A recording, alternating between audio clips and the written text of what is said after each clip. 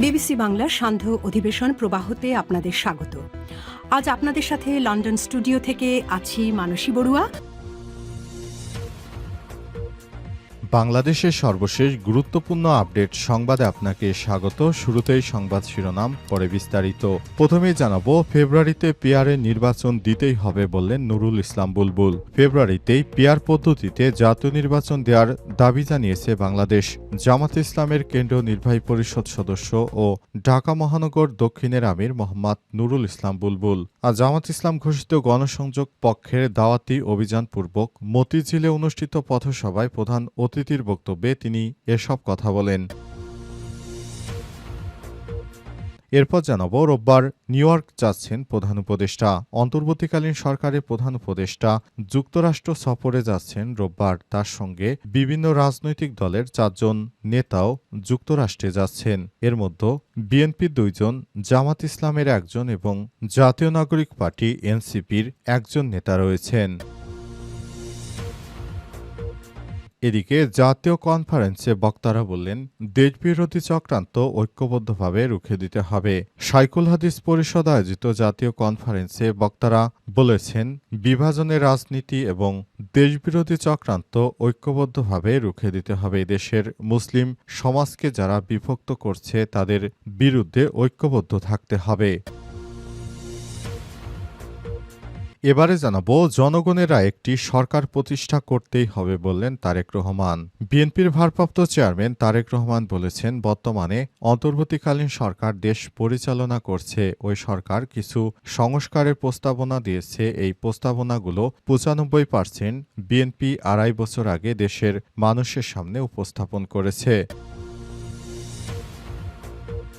এবং সর্বশেষ জানাবো, ফ্লাইওভার বাতিলের দাবি গাছ রক্ষা আন্দোলনের। পাকুগঞ্জ পার্ক ও হাতিঝিল জলাধার ধ্বংস করে এফডিসি থেকে পলাশী পর্যন্ত এলিভেটেড এক্সপ্রেসওয়ের প্রকল্পের জনবিরোধী ও প্রকৃতি ধ্বংসী ফ্লাইওভার বাতিলের দাবি জানিয়েছে পরিবেশ সচেতন নাগরিক ও সংগঠনসমূহের যৌথ প্ল্যাটফর্ম বাংলাদেশ গাছ রক্ষা আন্দোলন। প্রিয় দর্শক, এতক্ষণ শুনছিলেন সংবাদ শিরোনাম, এবারে বিস্তারিত।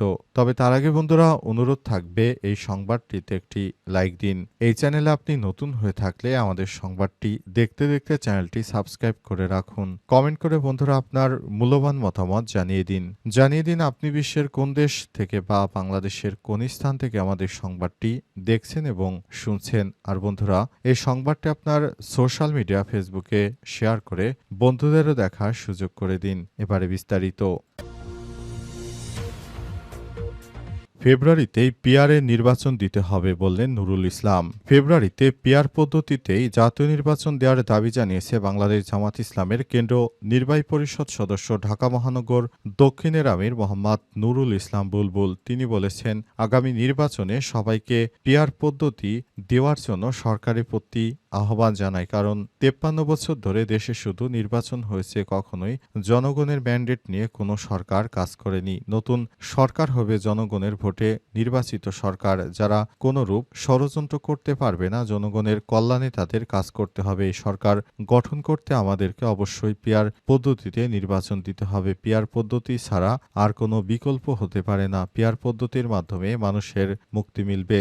অন্তর্বর্তীকালীন সরকারের প্রধান উপদেষ্টা প্রফেসর ডক্টর মোহাম্মদ ইউনূসের প্রতি তারা সমর্থন জানিয়ে বলেন, সরকারকে আমরা সব রকমের সহযোগিতা করতে চাই। শুধু সরকার আমাদেরকে পিআর পদ্ধতিতে নির্বাচনের ব্যবস্থা করে দিতে হবে। কারণ বিভিন্ন রাজনৈতিক দল তারা ফ্যাসিবাদী কায়দায় আবার নতুন করে ষড়যন্ত্র করে ক্ষমতা দখল করে তারাও ফ্যাসিবাদ হয়ে উঠবে, এমনটা জানায় বাংলাদেশ জামাত ইসলাম। তবে নতুন বাংলাদেশে কোনো ফ্যাসিবাদের দোসরদের আর জায়গা দেয়া হবে না, এমনটাই জানানো হয়েছে। তাদের পক্ষ থেকে আরো বলা হয়েছে, নতুন বাংলাদেশ গড়তে আমরা বদ্ধপরিকর।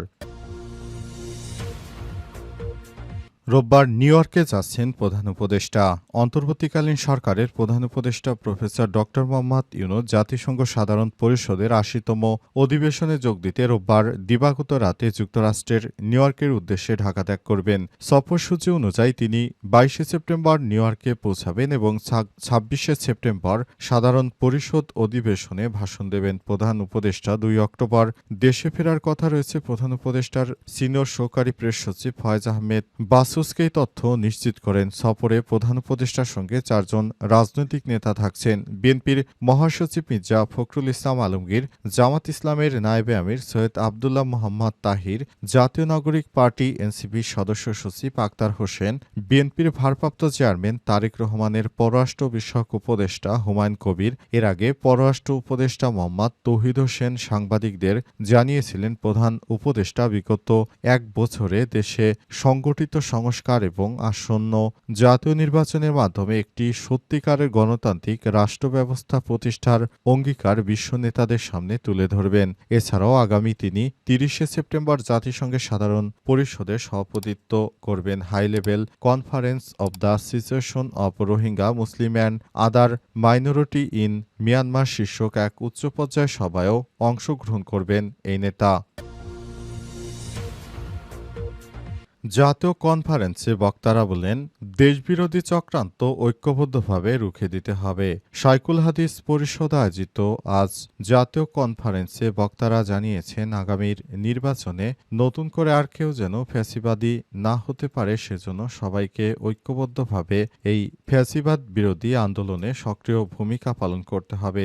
যারা ফ্যাসিবাদের নায়ক, যারা ফ্যাসিবাদ সবসময় তৈরি করেছে, সেই রাজনৈতিক দলকে বাংলাদেশ থেকে বিতাড়িত করেছে দেশের জনগণ। আগামীতে দেশবিরোধী যে কোনো চক্রান্তই আমরা রুখে দেব। নতুন বাংলাদেশ গড়ার জন্য আমরা সব সময় প্রস্তুত আছি।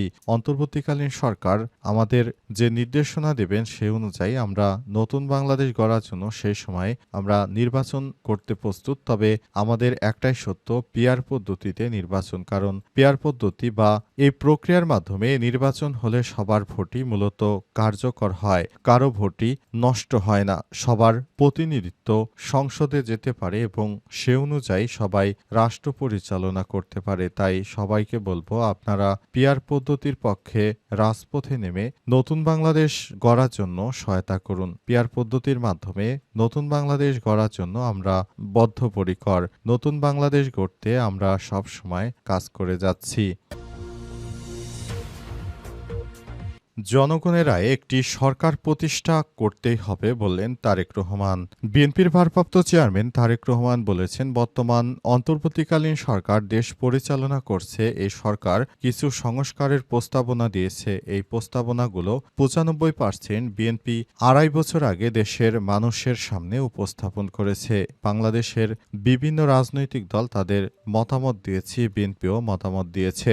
কোনো কোনো বিষয় হয়তো অন্য কারো সাথে আমাদের মতপার্থক্য আছে, কিন্তু বাংলাদেশের মানুষের রাজনৈতিক অধিকার, ভোটের অধিকার, দেশের মানুষের নিরাপত্তা ও কর্মসংস্থানের ব্যবস্থা করে মানুষের বেঁচে থাকার অধিকারের প্রশ্নে বিএনপি কারো সাথে কোনো আপত্তি করবে না। এই কাজগুলো করতে আমাদের অবশ্যই জনগণের রায়ে একটি সরকার প্রতিষ্ঠা করতে হবে। ওই সরকার জনগণের কাছে জবাবদিহি করতে বাধ্য। আজ কিশোরগঞ্জ জেলা বিএনপির ত্রিবার্ষিক সম্মেলনে ভিডিও কনফারেন্সে যুক্ত হয়ে প্রধান অতিথির বক্তব্যে তিনি এসব কথা বলেন। তিনি আরো বলেন, বাংলাদেশের মানুষ ১৬ বছর ধরে অধিকার আদায়ে সংগ্রাম করে এসেছে।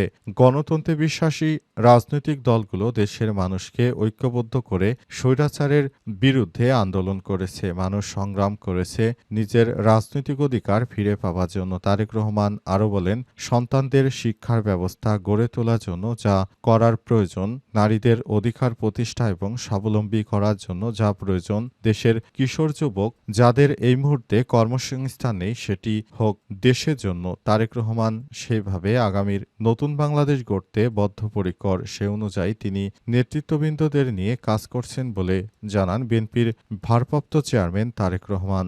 আজ লন্ডনে বসে তিনি ভার্চুয়ালি যুক্ত হয়ে নেতাকর্মীদের উদ্দেশ্যে নির্দেশনা দেন।